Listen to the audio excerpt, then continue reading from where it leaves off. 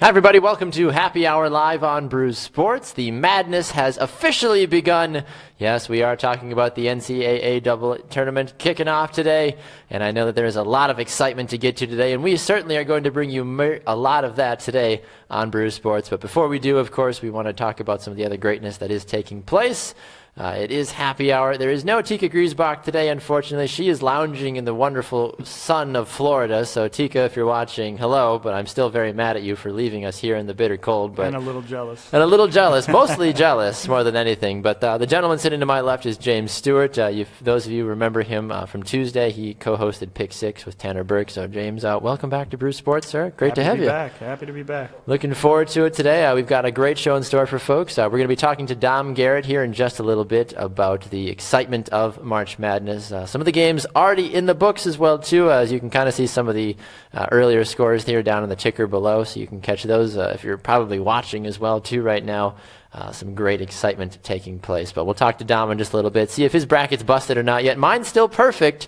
At the moment, it's early. At the moment, I'm still perfect. If for that, all of you that joined the Brews Sports Bracket Challenge, I'm sure you guys have been monitoring closely. It was still a handful of people are perfect as well too, but a lot. I saw that Notre Dame Providence win kind of screwed a lot of people right out the gate. A couple people looking for a sleeper. Yes, everybody was. So we'll get Dom's thoughts about all that in just a little bit. We're going to talk about the NBA playoffs as well too. It's not a coincidence that we're going to talk about the Milwaukee Bucks a little bit. Even if this was just, even if we weren't in Milwaukee, I feel like we would still have to talk about the Bucks because when you win 6 of your last 7, you're going to turn some heads. And they're a hot team right now. They're finally coming together. We've heard all year they're young. Yeah. And while it's true, I'm sure we were all sick of hearing it, but it's true. I mean, they are young, and it takes time. It's true. It absolutely is true about that. So we'll talk about that a little bit more in depth. And of course, the NFL free agent market continuing to get a little bit more solidified. Latavius Murray signing with the Vikings. So we'll break all that down here in just a little bit as well too. Reminder, of course, to let us know your thoughts about anything that we talk about on the program today. Just comment below here on Facebook. Hit that share button as well too, so that way other people that love sports can be included in on the action as well. All right, James, as we move forward here with everything, I want to talk about this strange story that I found. My wife, of all people, called me today a couple hours ago, and she said, "You have to talk about this story." And I was like, "What are you talking about?" I'm like, "Okay, well, tell me about the story." So I don't know if you've heard this or not, but apparently it is not confirmed. This is not confirmed. This is a strange coincidence that this time of year, a lot of men choose to get vasectomies, which, first of all, sounds painful, and I'm sorry to all of you that have to go through that. But the reason, supposedly, behind it is because the procedure only takes 20 minutes. Right. But the recovery process, here's the kicker, it takes at least 3 days. Okay.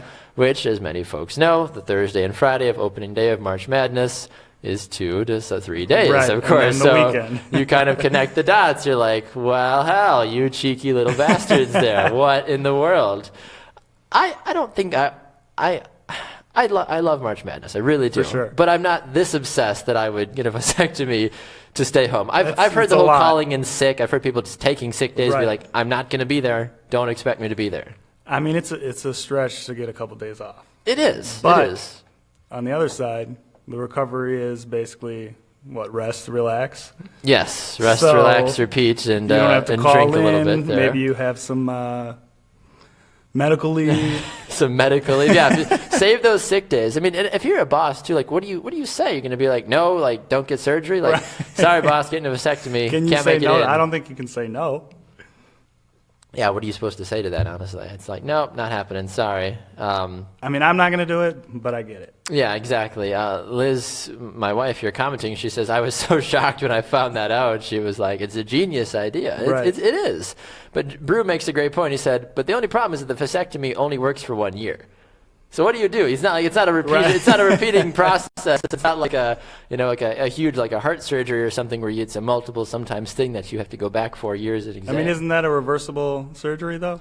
Can you just go back and forth every year? Be like, I want it back. No, I can't. I want it back. Like, wake up. If I'm the doctor, be like, you just don't want to go to work. Right. Like, it's fine. Whatever. Pay me my money. I don't care, honestly. There's got to be some other ailment we can get you home with. Yes, I completely agree with you on that one. Yeah, Liz is saying yes. Same time every year. I mean, Maybe if you just time other surgeries, like if you get some work done, maybe, or something, like some plastic surgery. But kind of a funny and strange story. David says, "Wow, Tika's had some work done since yesterday." Yes, if you're just tuning in late, this is James.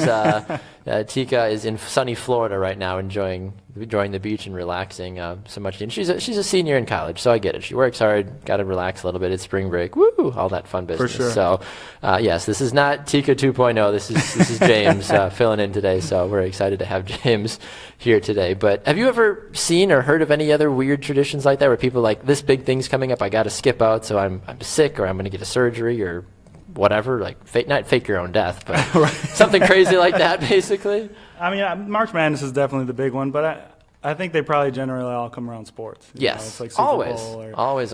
or you want to go to a big sporting event, you got to go out of town. But this is extreme. Yes. I don't really think I've gone for school, like I've called in sick, like when I either was sick or just woke up later. I'm like, Mom, call me in sick. And my mom always would do it. Like I wouldn't have one of those parents not that she didn't want me to go to school, but like because I didn't do it very often, especially in high school, be like, Mom, not feeling the best today, kind of thing. And she's like, yeah, no problem, I got you. And usually like the front office isn't going to yell at you, be like, no, like tell your kid to get to school, kind of a thing. Like the only time it ever backfired on me, and I legit was dead in bed, like I couldn't move. I must have had the flu or something, and I was out of high school and still living at home for a little bit. I had my mom call my boss to say that I wasn't coming in, and he thought I was joking, so he fired me. And my mom came back in the room, like he told my mom on the phone, he's like, well, he doesn't have a job anymore, so forget him, basically. And my mom came back and she's like, well, Ron says you're fired. I was like, I'm sorry, what? Was it worth it? She's like, it was, because it was a terrible job. So I was like, thank you. I was glad to be out of that. But it's not exactly something you expect to hear, though, when you're like, well, never mind. No, definitely you're done. not.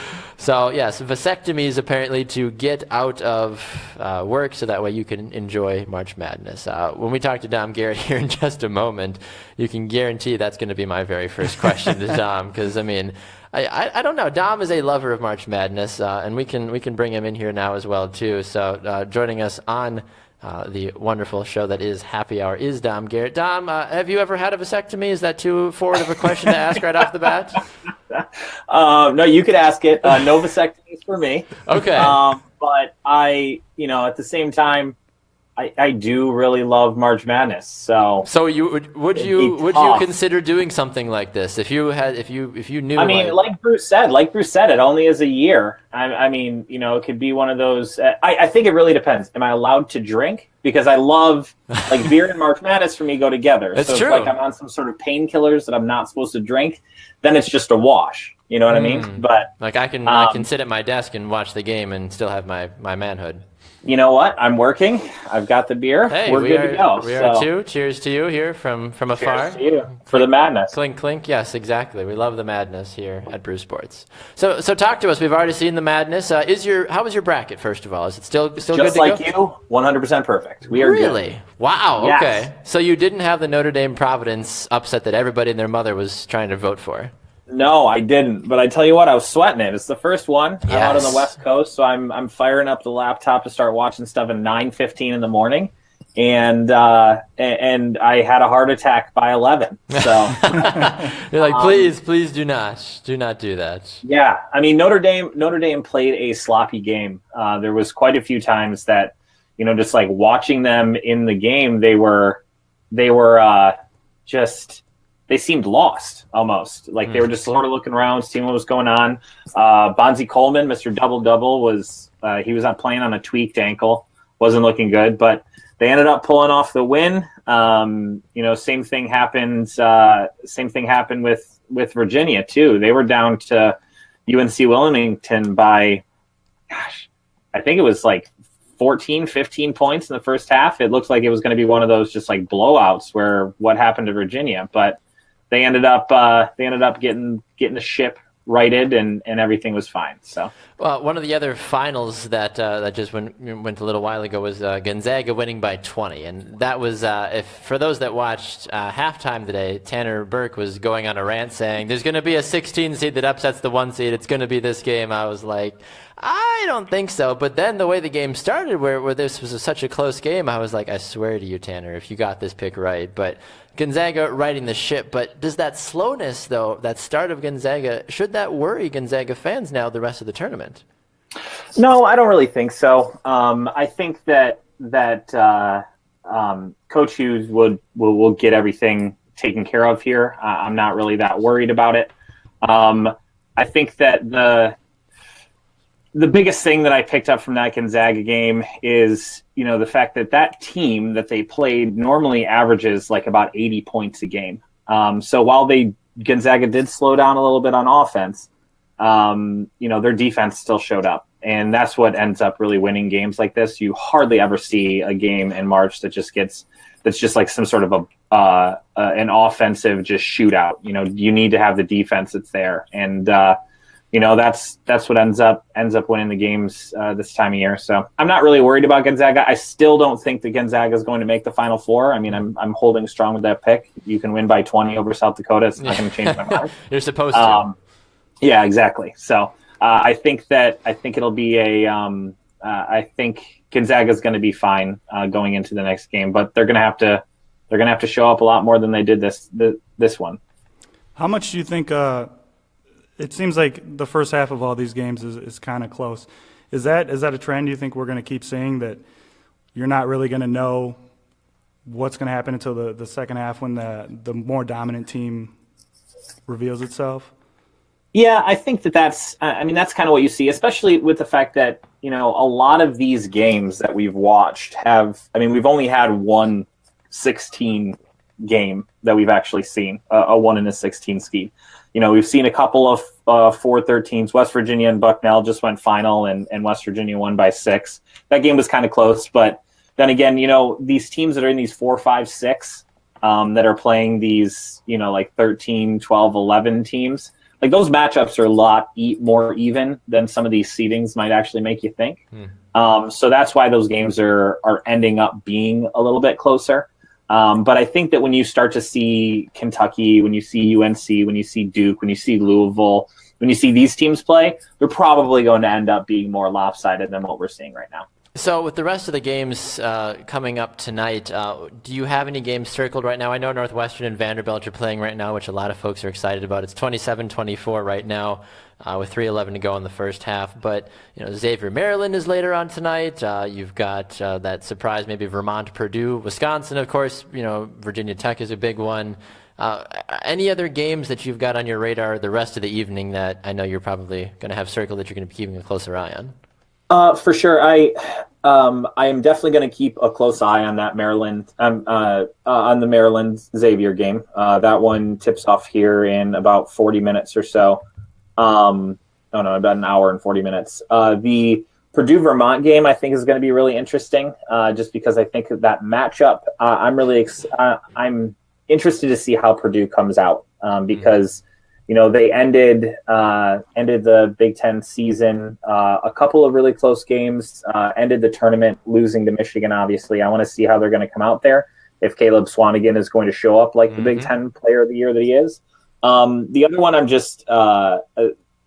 I would say Wisconsin Virginia Tech matchup is going to be good. Anytime you get an 8-9, it's as close to a game as you can possibly have. I mean, those are the games as a frequent gambler. Those are the ones I stay away from because I have no idea what's going to happen. It's basically a coin flip. I just sit back with a beer and watch that. But I also think that Florida Gulf Coast, Florida State is going to be fun. Just anytime you get an in-state matchup like that, I think that it sort of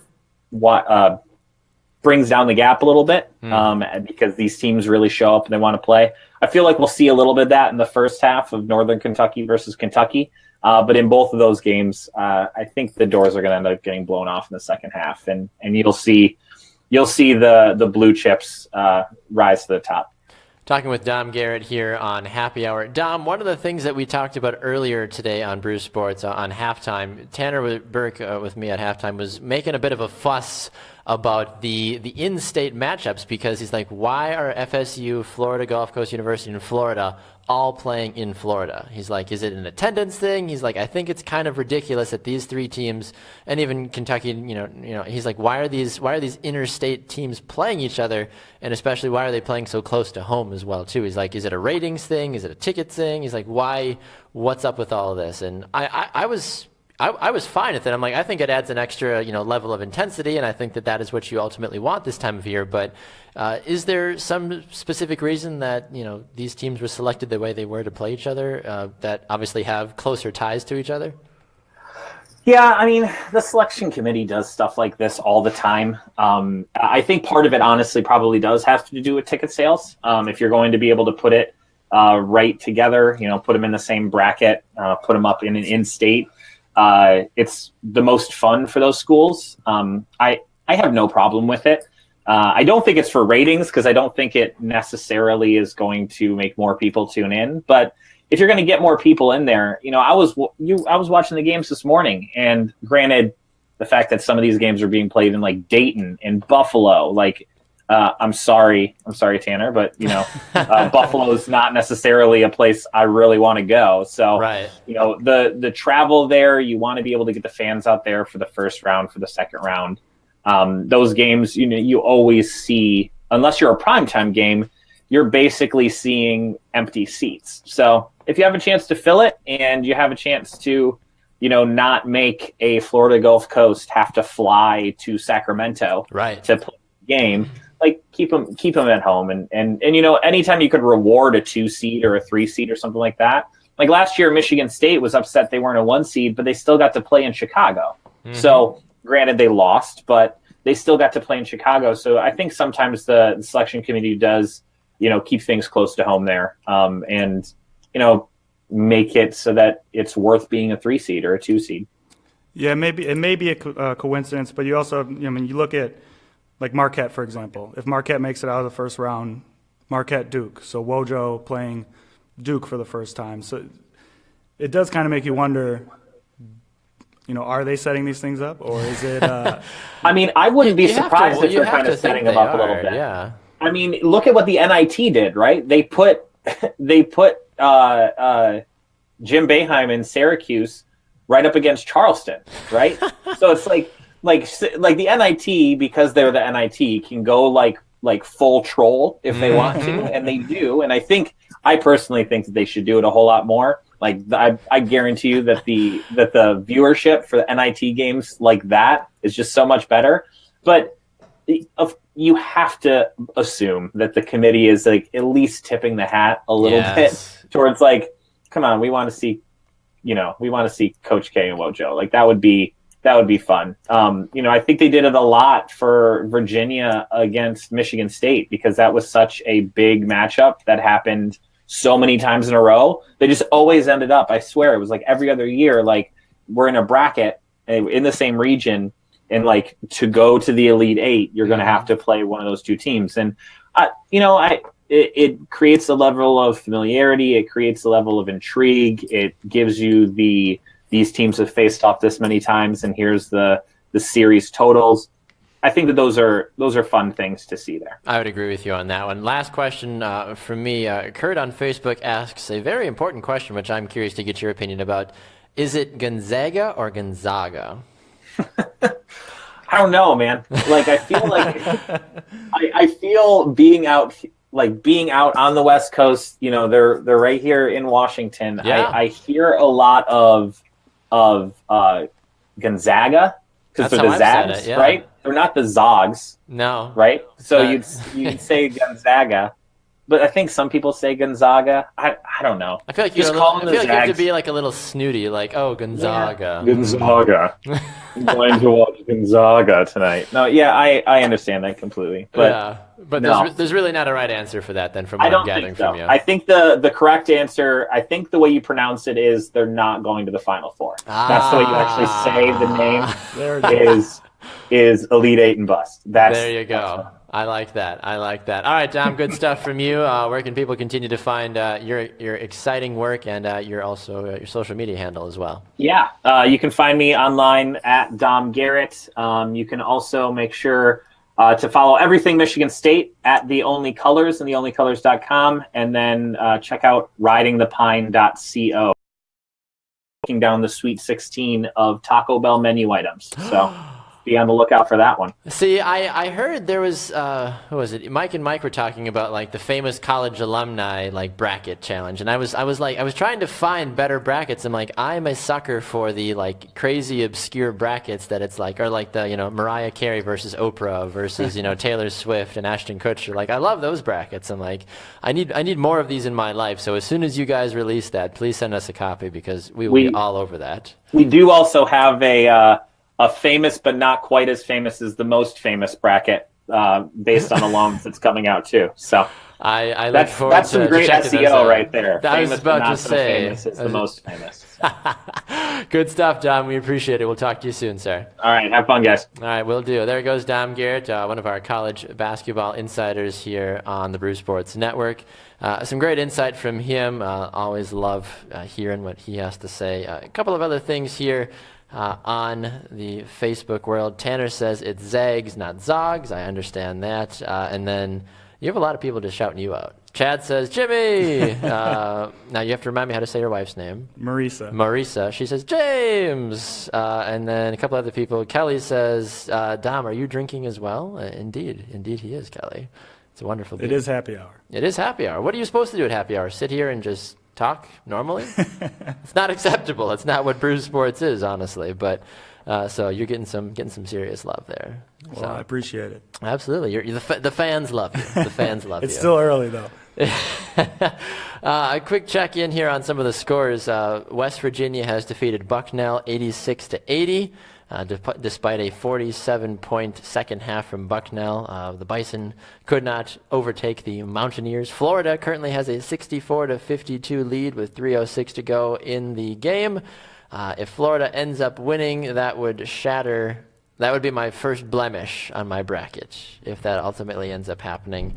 Praying that that's not the case, but that'd still be good. Eastern Tennessee. I mean, I've only got Eastern Tennessee going to the next round and then losing to Virginia, who already won. So It doesn't fully shatter my hopes and dreams, but at the same time, anything that can keep my bracket as perfect as possible. I played it pretty safe, so I'm still good. You're still good. Yeah. You went with the Florida pick on that one. Yep. Earlier scores: Gonzaga 66-46 over South Dakota State. Notre Dame 60-58 over Princeton. Butler beat Winthrop 76-64. Virginia 76-71. Halftime is Middle Tennessee and Minnesota. Middle Tennessee leads by 6. 37-31. Northwestern up 34-27 at the half against Vandy. So some great stuff. Xavier, Maryland tipping off here in a little over an hour. I'm going to be watching the Wisconsin game tonight with my wife. We're really jacked up about that one. We're not like massive basketball fans, but we enjoy the tournament. And my wife played basketball when she was younger, and she called me today and she's like, I'm honestly hyped for watching basketball right now. I was like, good for you, because she's not a big sports gal, but she was just super psyched about it because she's like, she's been like texting me every 10 minutes, like, how's my bracket looking? I'm like, sweetie, you can check it yourself. Like you joined the Brew Sports Challenge. I'm like, you can check it and see how you're doing. I mean, I can look right now as well too and see I still am at 100%, and she is also. You're still, if you're watching, sweetheart, you're at 100%. You're still good to go. You've got all 50 points available currently. So now, did you pick her bracket, or did she pick yours? She picked it independently. We did sit next to each other on the couch, but we like hid our screens from each other. And then like we said, 1, 2, 3, and we showed our screens, and we had totally different picks for a lot of different things. So she has Duke winning the national championship. I have Michigan winning the national championship. That Michigan pick might ultimately end up, derailing my bracket, but I think it makes for a good storyline if they do even get to the Elite Eight or the Final Four, honestly. So I feel pretty safe about the rest of my bracket overall. Do you have your bracket in front of you? I do. I got it up. Yeah. Who were either some of your surprises or your Final Four teams, if you don't mind sharing? Well, my Final Four is Duke, Gonzaga. Okay. So, after that last guess, I don't know about that anymore. Louisville and UCLA. So okay. I got a Grayson Allen and Lonzo Ball championship. I wonder how many people purposely didn't pick UCLA in the Final Four just so they can shut up LeVar Ball. See, that's like, why I just picked go him. away. You did. You want the hatred. You're like, bring it Why on. not, right? You got Grayson Allen who's tripping everybody, Yep. and then you got Lonzo himself Ball. isn't saying much. It's Right. just, but you get the dad. The though. dad's You get coming with it. LeVar, who is going to just cause the who problems. seems to be everywhere right now. I mean, He's honestly the most annoying person I've ever heard of. it's working though. I mean, maybe that $1 billion doesn't sound too crazy. At this point, yeah, I'd be like, look, you've got a brand that everybody's going to talk about because everybody wants to talk about Lonzo and LeVar and LaMelo and I forget the third one, LiAngelo. There we go. I don't think I'm ever going to do that with my kids, though. I feel like I'm going to stay away from my that son's one. name is Beckham, so I'm not going to go with like Breckham and Braden and Braxton. Like I would just be like, stop. I'd be like, you come here. I don't know your name anymore because it's all too close together. That's why I'm praying for like a girl next to like mix it up. Yeah, make it easy on Pick a yourself. different letter, hopefully. We'll have to see. Aaron says that he picked Princeton, so moment of silence for Aaron picking Princeton. Sorry about that, bud. 0 points right out of the gate, but there's always other ones. Max says that he wants to party with you, and he also has Arizona all day apparently. I mean, if he's buying beer, That's the I'm thing. ready to like, party. James and I are pretty straightforward with this, guys. If you want us to come party with you, or especially James, who everybody on the Facebook comments loves, apparently, he's available. It's a very simple price. Buy the man a beer. Right That's here. how I got him on the show. I said, James, I'll buy you a beer. He's like, what time do I need to be there? I'm like, all right, everybody. Car's already started. I'm on Everybody my way. wins. Yep, exactly. I'm already en route. It's like it worked out perfectly that way. So, all right, changing gears here briefly out of the bracketology to we'll keep you obviously updated on scores here as we continue to roll along to the NFL free agency. NFL.com has their top 101 available free agents. I didn't realize. I guess there was maybe that many free agents, but there are that are out there. The highest rated free agent that has yet to sign is the man, the myth, the legend, Adrian Peterson. He's shown interest from Seattle, interest from Oakland. I'm curious to get your thoughts because I've heard a lot of consistent talk from other folk on the network about where they think he should go or what will ultimately end up happening. But what do you personally feel as someone that you've been vocal about it, you support the Packers, but where do you ultimately think, though, that a guy like Adrian Peterson's going to end up? I mean, I'd love to have him with the Packers. Of course, I would too. It's about price tag with the Packers. So, I mean, I doubt he's coming to Green Bay. I guess with him at this point in his career, I don't think he's finding a solo job. No. So, I mean, even, they're saying that there's interest from Minnesota who just signed Murray. So, does he want to stay? I was hoping Green Bay was going to sign Murray, honestly. It would have been nice. I was very hopeful. But, again, Green Bay is going to throw the ball. So, a scat back or a receiving back is probably best for them. But as far as AP, I mean, Oakland could be nice. Again, just lost Murray. I don't know if that's much of an upgrade, though. Like, obviously, as a team, you try to replace. You're just basically saying, we lost a younger AP. Here's the older version of AP. Go just run the ball now. With AP, you're wondering how much is left in the tank. Of course, yep. The age-old debate about that, too, yes. But, I mean, he is a freak athlete. He is. So, I mean, he's a hard if anyone's going to keep running at that age, it's going to be him. You're right. You're absolutely right. I just want to go back to a comment here. Max, by the way, says he's got you for your beer, so he's got you. Apologies for the pronunciation on this one. I think is it Rosine or Roseanne? Roseanne. She says, Marquette alum here. How far will Marquette go? Well, Roseanne, it really depends on who you ask, because in my bracket, Marquette is my shock pick of my bracket. I have Marquette all the way to the Elite Eight, and I know some people have been very vocal about the stupidity of that, and I'm just under the firm belief that Marquette will just be able to shoot the threes all day and no one will be able to touch them. But I also know that that's a very hard thing to consistently fire up as well, too. It's kind of like an old car. It's like, she runs like a dream when it starts, but if it never starts, it never turns over. It doesn't mean it's going to obviously work. I got him falling the Duke, unfortunately. And that was my hang-up. As soon as I saw the Marquette Duke, because I'm like, Troy's not going to be Duke. I was like, come on, let's move past that. And I'm like, Marquette Duke. I'm like, I could see Grayson tripping too many people and Marquette sinking a couple of late threes and then sealing the deal. So realistically, I don't think they're going to go that far. That's the thing with a team that shoots a lot of threes. I mean, it's been a Wisconsin thing forever. Right. Live and die by the three. And you're right. If they get hot, they can beat anyone. But If they're not, then they get blown out. That's the big thing. Yeah, Corey agrees with you on that one. Says Marquette is good, but probably not that good. Yes, you're absolutely right. My bracket is not a true reflection of how I think they will actually do. Marquette, I feel like, is... You end up picking with your heart a little bit. Yes, exactly. I'm not a Marquette fan, but I think that if you're looking for a storyline, as I do, I look for the storylines. I think Marquette is in a decent spot to do that. I mean, it'd be awesome for Wojo to go and beat his old team. Absolutely. That's the storyline right there. Is that he goes back to the mentor, if you will, and teacher becomes the student, and kind of like Star Wars all over again. Exactly. Spoilers if you've never seen Star Wars. Sorry, guys. If you haven't seen Star Wars, we can't be friends anymore. But I don't think it's going to happen, though. You don't think that Marquette is going to? Yeah, I think you enjoy the round of 32 Marquette, but don't pack a bag for the following weekend, honestly, in my personal opinion. So anyway, appreciate the comments. Keep those guys coming in. Andrew says here on Facebook. Oh, actually, we'll get to Tanner first. He said, could beat or lose to any team. Hashtag Team Burke, Team MU. Okay, Tanner, calm down. Hashtag he's a Marquette alum. Andrew jumping in here with the Packers AP debacle. He says, Ty is a scat back, so we need a bruiser for goal line and short yardage. AP would be sweet, but this draft is heavy at running back, so my guess is that they go where your thoughts. So my guess is they go.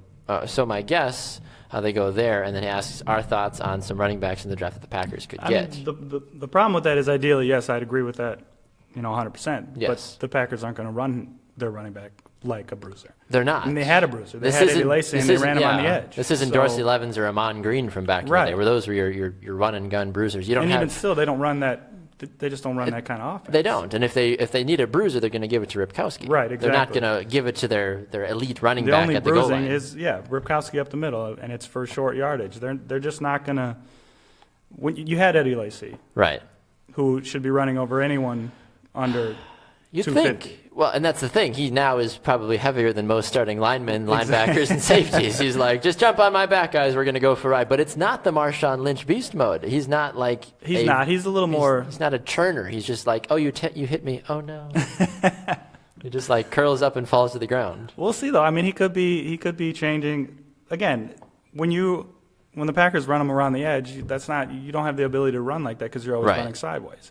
So we'll see. They obviously he's not Marshawn Lynch, but they're going to try to use him like that. And I think that's nothing wrong with that. I think that Eddie Lacy needs a rejuvenation of his career, and I think Pete Carroll is a little bit more vocal than Mike McCarthy is, and a little bit more player friendly. I mean, he's guy's true. Best friend. So yeah, exactly. That's the big thing. So Andrew, to answer your question, if they were to go for running back, Christian McCaffrey will likely be around at that point. I don't know if you want to spend a first-round draft pick on Christian McCaffrey. From what I've Ted's not doing a first-round that's pick. the thing. And from what I've been hearing, even from ESPN's Rob Domofsky, the Packers need to go for a cornerback in the first round, even though they signed Devon House. Devon House is not the answer, newsflash, Packer fans. So all you that are freaking out, like, we got a quarterback. He used to be a Packer.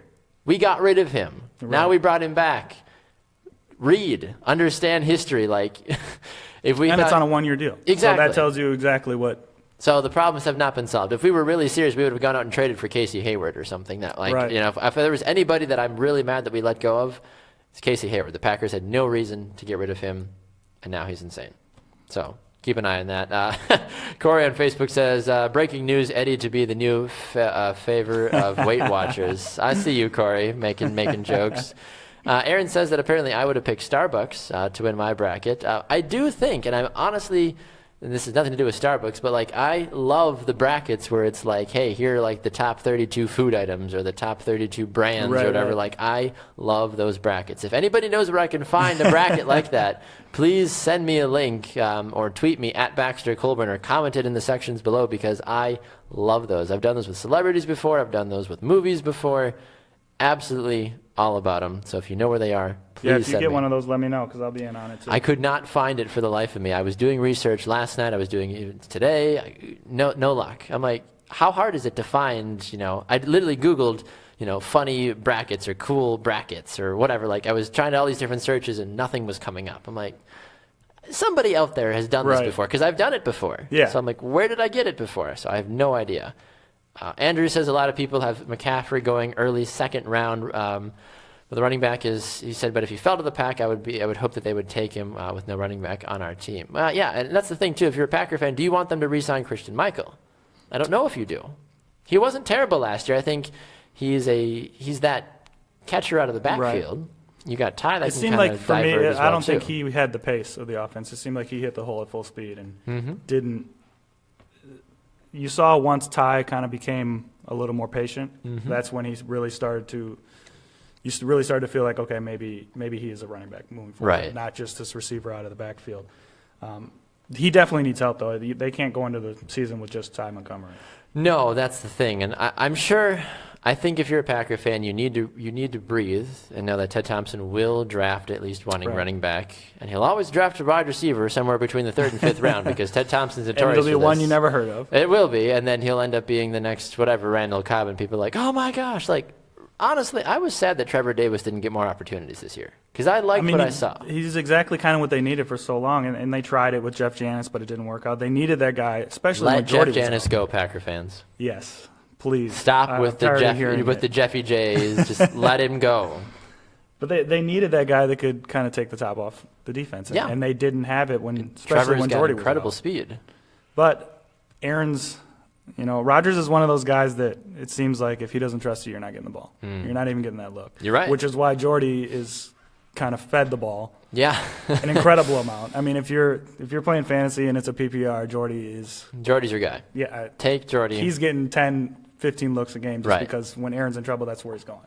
And this might be too early of a conversation to have, but is Jordy Nelson, after the season he had last year, a first-round fantasy draft pick this year? I know that might be a bit early to ask that kind of a question, but I feel like it's a conversation that could be had. If it's not PPR, then no. It's not, okay. But if it is PPR, you have to think about it. Because again, the amount they throw the ball, and if they don't do anything at running back, if they come in with Ty Montgomery, they're going to throw the ball.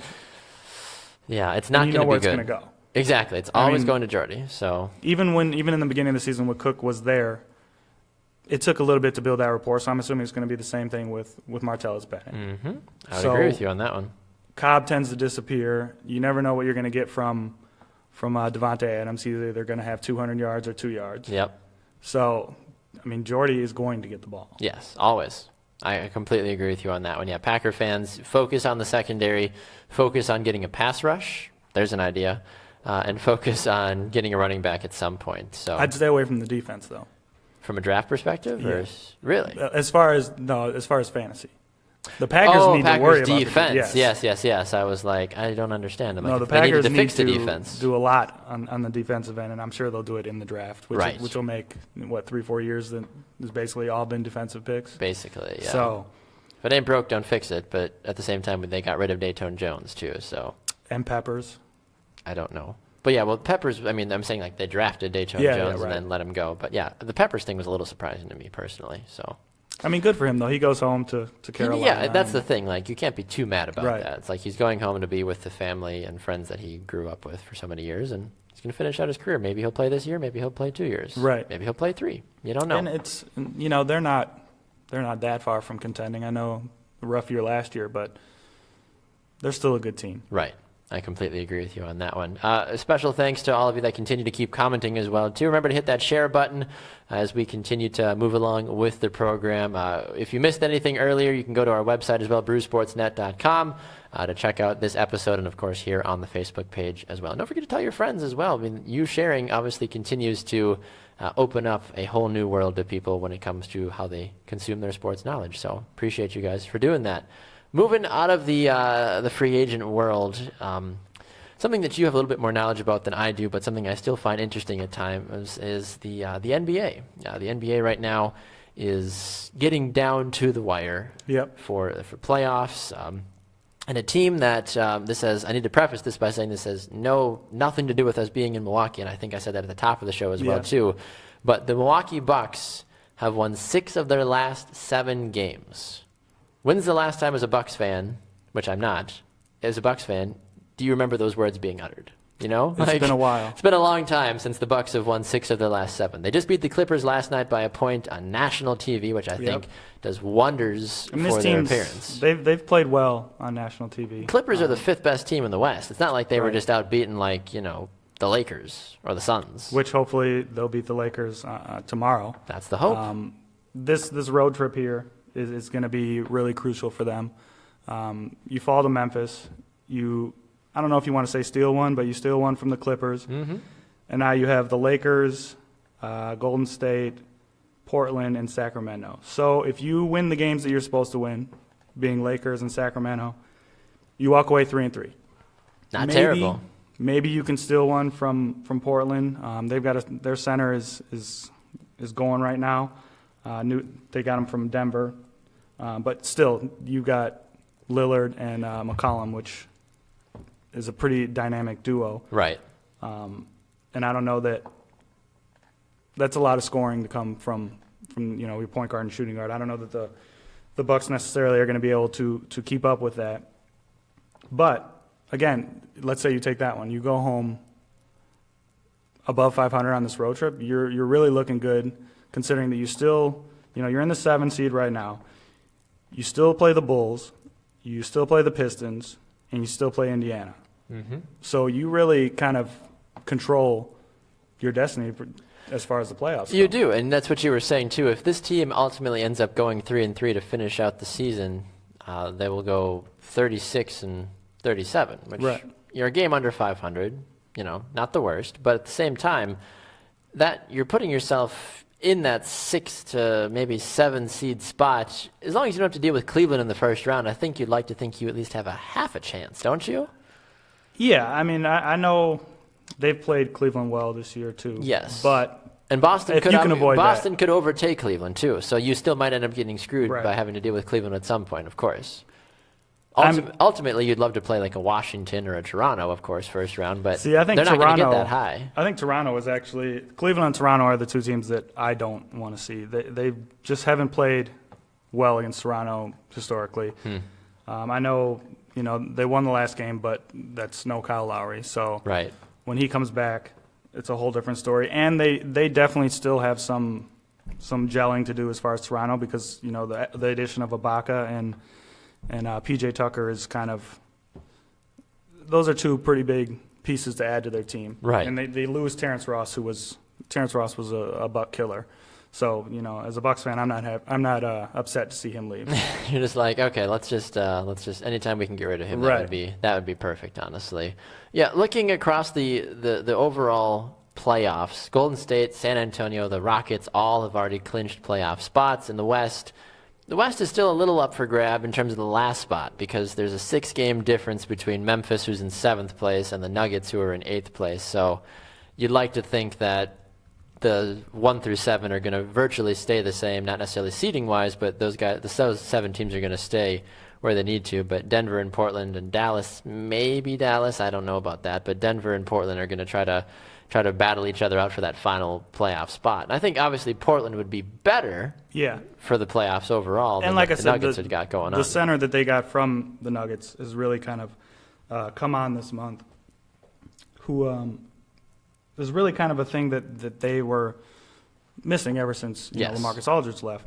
But I believe it's Yusef Nurkic. I might not be saying that right, but just basically in the month of March, he's averaging 14 and a half with, let's see here, 10.3 rebounds. So you've added a guy that's going to average a double-double for you. Right. In a spot where you've needed it, especially, like I said before, with those two guards. I mean, you're kind of filling out that team, but it is the West. Yes. If The they're West in is the brutal. East, it's a completely different You're right. Conversation. But yeah, you look at the East, I mean, 6th through 11th right now is all just within like 2 or 3 games of each other, basically. Right, exactly. So you win a game, you lose a game here or there, like that completely changes your playoff picture. Yes. I mean, in the East, there's still going to be a lot of movement before the end of the season, and that's why it'll be fun, as a Bucks fan, to watch that, because every game now counts, that much more, because we won 1 game and bumped up a spot. We lose 2 games and we're out. Yep. So it's going to be similar to this road trip is going to be fun and frustrating. Yes. Possibly. Yes, you're absolutely right about that. Going back to college basketball here for a brief moment, we have another final as Florida has defeated East Tennessee State 80-65, and my bracket is no longer perfect, unfortunately. Like I said, though, I didn't have East Tennessee going very far, so from an overall points perspective, I'm not terribly mad about that, but I do wonder as my page loads. So there are folks that are still perfect. I'm one of them. You are still one of them. Trying to see where my lovely wife is now. She may still, if my page wants to load, I think my wife might actually still be perfect, aside from already being perfect. Sorry, got to get the in there. No, she's not, unfortunately, at least in the brackets here. But still about, let's see here, 2, 4, 6, 8, 10, 12, 14. I think about 16 brackets are still perfect so far in the Brew Sports Challenge. So congratulations to all of you. We just heard from Dom Garrett, and he leads us thus far, along with Ryan Thies, and a couple other folks as well, too. Tika, who's not here, she's got a perfect bracket currently as well. Check her out. I'm sure she's watching. She is, Florida. I'm sure. She's probably poolside on her phone just being like, oh, look at that. Got another one right. Martini, thank you. Perfect day, perfect bracket. Yep. What do you know? Must be nice. Must be nice. Andrew makes a good point. He said, live in LA, finally got to watch, live in LA, finally got to watch the Bucks play on TV, and they looked good. I think they can give whoever they play first round, a run. Do you guys want to see, who do you guys want to see in the first round? Well, we kind of did briefly just talk about that, Andrew, if you missed any of that. Ultimately, as James was saying, you don't want to see Cleveland, you don't want to see Toronto. Isaiah Thomas in Boston has been just an absolute nightmare for anybody that they've had to play this year. So really, I mean, I'd like to see the Pacers. I'd like to see the Pistons, but the Bucks would have to go in the standings, which is not going to happen. Even if they won out. Wizards would be okay.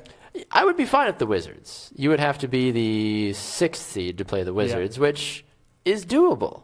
Again, you do play the Pacers again. Yes, so. It is doable. You got 2 games behind the Pacers, so I wouldn't be mad at. I think if you're a Bucks fan, if you get the 6th seed, I don't think you have to be mad about this season overall. I mean, if you get the 6th seed, I think it doesn't matter what you do. I agree. I think that when the season started, there was a lot of hype. You were supposed to have Giannis, you're supposed to have Jabari, you're supposed to have Middleton. Yeah. And Greg Monroe coming off the bench. Yep. But those 3, specifically Giannis, Middleton, and Parker, were supposed to play together for a full season day for the in, first day time. out. Yep. Which lasted briefly. I mean, it lasted about 2 quarters because you lost Middleton before the season. Right. And the night you finally get Middleton back, you lose Jabari in the same game. So it's like, for them, classic Bucks. For them, of course, that they went through that tough stretch where I think they lost. It was like 13 out of 17 or something like that. But anyway, for them, they went through that tough stretch. We're having to relearn, right? Because they had spent an entire season with just Jabari, and Jabari and Chris are not the same player. They're not. So you lose basically a slasher, and you get back a shooter. But now Giannis has been basically running this offense, and you get back Chris, who's more of a calming effect, and can run the offense as well. So now you have to figure out, okay, who's going to take the last shot? Right. Who's going to do? And you saw it last night in the end of the game. It started out with Chris, and then he gave it to Giannis. But I mean, I think they're still gelling as far as getting back to playing with Chris. And then of course, Delly was new. Right. Brogdon Can we call Delly officially a failure? Is that think hard so. to say? I don't think so. I think the tough part is that Delly wasn't a starter in Cleveland. Right. So you bring him here and you give him a different role. Second, you don't really. The plan was never really to have that much scoring from your point guard. That's true. You guys want a guy that can distribute the ball. Exactly. So keep the offense moving. You wanted a guy that was a 3-and-D guy, hit a couple of threes, play some defense, bring some leadership. Change it up. Yeah. Yep. So he's a championship winner. Right. Knows what it takes to get there. Exactly. Brogdon emerged for most Milwaukee fans out of nowhere. I mean, no one saw that coming. So that was kind of. I think the big problem is we're always comparing Brogdon and Delly as saying, who do we want to start? Yes. It's been a little bit better with Brogdon starting and Delly coming off the bench. But again, Delly was never supposed to be this superstar point guard. You needed a guy that was going to facilitate between Giannis, Middleton, and Parker. Right. And when you lose Chris, you lose a shooter now, which makes Delly shooting that much more important. I mean, it's not like he's a 50% three-point shooter or something. He was kind of a role player in Cleveland. He was a role player in Cleveland. He was. And was going to basically come here and do the same thing. So I don't know if you can necessarily call him a bust. But at the same time, you can't be thrilled too badly, though. Because, I mean, I feel like it's hard to justify the fact that he has done. If you had to give him a grade, I feel like you have to give him like a C minus, maybe, or a C, because I feel like he hasn't done enough to justify people being okay with the signing so far. Well, I think the main thing that people are upset with is the money. Of course. It's always about that money. But, I mean, you look at, just in comparison, what Middleton's making compared to what Delly's making, okay, yes, Middleton is a much more impactful player. But with the whole, the new CBA and all the money jump, it's all confusing, and it's got people Right. upset. That's true. A couple other things here. Andrew, again, has been hitting us with the Bucks questions today, so appreciate that, Andrew. He says, the guys on TV last night were saying that they play better D without Jabari. What do you guys think? I didn't get a chance to see the game last night. Did you get a chance to catch it? I did. Your thoughts about the defense without Jabari? I think it's definitely a little more smooth flowing, but Jabari, again, we're dealing with the type of player that we're dealing with. Everyone's upset for Delly because he's not this mold. Right. But he was never that mold. Everyone's now saying that Jabari is not this. Jabari's not here to play defense. That's true. He's here to score. He's a scorer. That's what they drafted him for. Right. And it's not like they play, man-to-man defense and locking up. Yep, and exactly. He's just getting beat every time. They play a pretty fast-paced and hectic defense. So, yes, I would say that the substitution of bringing Middleton back has been better defensively, but that's also because now instead of, say, Middleton and Jabari on the court, you have Middleton and Tony Snell, who Tony Snell is probably their best defender, right? Other than Middleton and Giannis. So there you have those three kind of able to take – either one of them can be matched up on your best score on the opposite team. Jabari's not that guy. Exactly. I think that was the big thing. I mean, offensively, if you want the ball in the net, you give the ball to Jabari. Right. But if you want someone to play lockdown defense, you throw a guy like Giannis or somebody else that is a right, little exactly. bit more physical overall, or even Greg Monroe when he decides to wake up at times too. I mean, you always hear the comparison of Jabari and Melo. Yeah. I think Jabari's a lot more athletic than Melo, but Absolutely. Let's just go with that comparison. For example, as far as Melo he's a scorer. He's not there to play defense. Pure scorer, yeah. Yes, he has to play defense. We want him to play defense, but in all Will he reality, really, though? he's not there to play defense. No. He never has and never really will be. Eric on Facebook says, I'm so sick of the Packers free agency. I'm finally excited for the Bucks and hopefully a good Brewers season. And other Wisconsin teams as well too. So appreciate that, Eric. I know we're definitely, as James and I are both Packer fans, hopeful for that as well too. Quick score checks here for you on the NCAA tournament. Middle Tennessee leads 62-49 over Minnesota with 8:42 to play in the game. Selection committee, if you're watching, how'd that 5 seed for Minnesota feel? Is that a good idea? You feel good about that one? Yeah, I didn't think so. That might be my first. The famous 5-12 That'll debacle. be my first misstep. Vandy is trailing by 9 to Northwestern, 40-31. I've got Northwestern winning this game, but they're going to get pounded by Gonzaga in the second round. Yeah, same here. Aside from that, no other active games at the moment. As we mentioned earlier, Butler beat Winthrop. West Virginia beat Bucknell. So Notre Dame will play West Virginia on Saturday. Yep. Coming up on Saturday. One other final thing for you guys as well, too, before we get out of here. First of all, thank you to you, James, for your insight and filling in today as well. Anytime. Absolutely. We love having you. Tomorrow on Brew Sports, we are going to have all of our normal programming that we normally have on our Friday, the 3 daily shows. You can see Double Dribble as well, too, our NBA show from 5 to 6.